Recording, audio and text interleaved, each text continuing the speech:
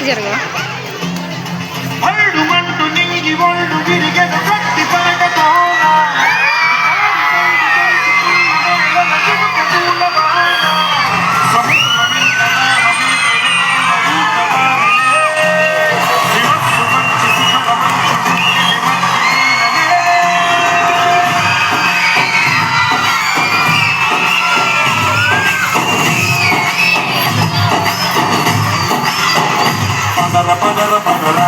అడుగుకి పదును పెట్టి పదరా, అడవిని చదును చెయ్యి మరి వెతుకుతున్న సిరి దొరుకుతుంది కదరా.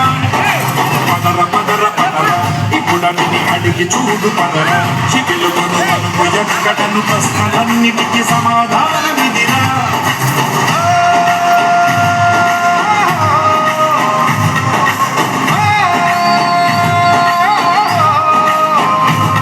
నీ కథ ఇదిరా, నీ మొదలిదిరా, ఈ పదమున మొదలెడుదేరా. నీ తరమిదిరా అని తరమిదిరా అని చాలేరా. పదర పదర పదరా, నీ అడుగుకి పదును పెట్టి పదరా. అడవిని చదువు చెయ్యి మరి వెతుకుతున్న సిరి దొరుకుతుంది కదరా.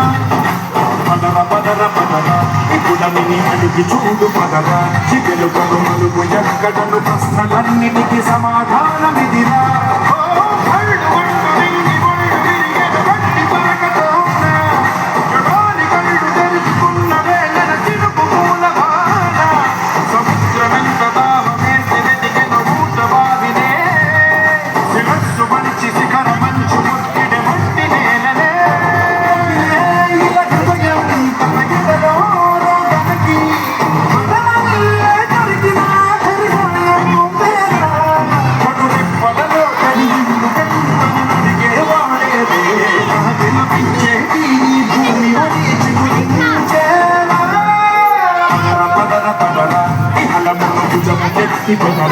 నేలను జతకు హత్తుకొని మొలకలెత్తమని పిలుపునిచ్చి బదరా.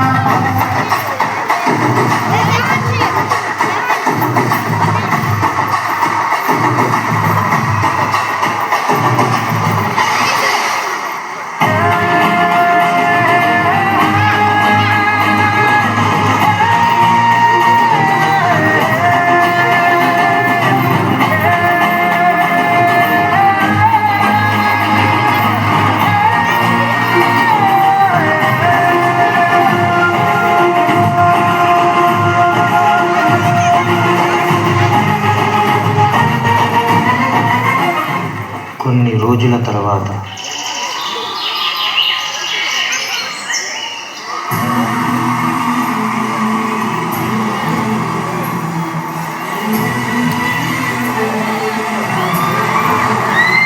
మనం మనసు పెట్టి పనిచేస్తే మన రైతులు చేయలేనట్టు ఏది లేదు. మన పంట మన చేతికి వచ్చింది, ఇక మన రైతుల కష్టాలన్నీ తీరినట్టే.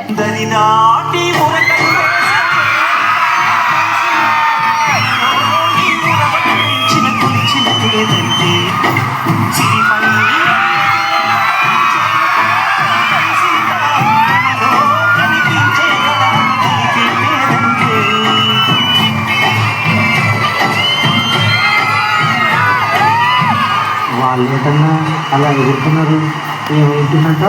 అదా వాళ్ళు అంతేలేరా, అదొక పొలం బాగా పడితే డ్యాన్స్ వేస్తారు, చిందులు తొక్కుతారు, పురద ఒంటికి పూసుకొని గంతులు వేస్తారు. అదే వర్షాలు పడక పంట నాశనం అయిపోతే పుడవలమని తాగి రోడ్డు మీద తీడుస్తారు కుటుంబాన్ని, చుట్టుపక్కల ఏడిపిస్తారు. అవును, మీరు చెప్పింది నిజమే. బురద బ్రతుకులు కాబట్టే అదే బురదను గౌరవంగా ఒంటికి పూసుకొని పని చేయగలుగుతున్నాము. పచ్చని పైరుకు పుట్టుకనిచ్చి ఆ పుడని తల్లికి వడ్ల రత్నాలు పూడించడానికి అదే బురదను గౌరవించి పనిచేస్తున్నాం. మాకు పొలం గుడిలా పవిత్రమైంది కాబట్టే బడిలోకి చెప్పులు విప్పి వెళ్తాం. ప్రాణాలు తీసే అప్పుల పొరలకు అందకుండా కాపాడుతుందనే ఆ నేల తల్లిని అంతగా కాపాడుకుంటాం. వ్యవసాయం అంటే మన పొట్ట గుండి కోసం చేసే ప్రయాస కాదు, ప్రపంచం ఆకలి తీర్చాలనే ఆశ. నీ నూకల మీద ప్రతి ఒక్కరి పేరుంటుందంట. ఆ నూకల మీద పేరు రాసి రైతులు ఇచ్చిన చూపు చూసినందుకు నన్ను క్షమించు. కత్తి కిరీటం లేకుండా నాగలితో యుద్ధం చేసేవాడే రైతుని నాకు తెలిసేలా చేశాను.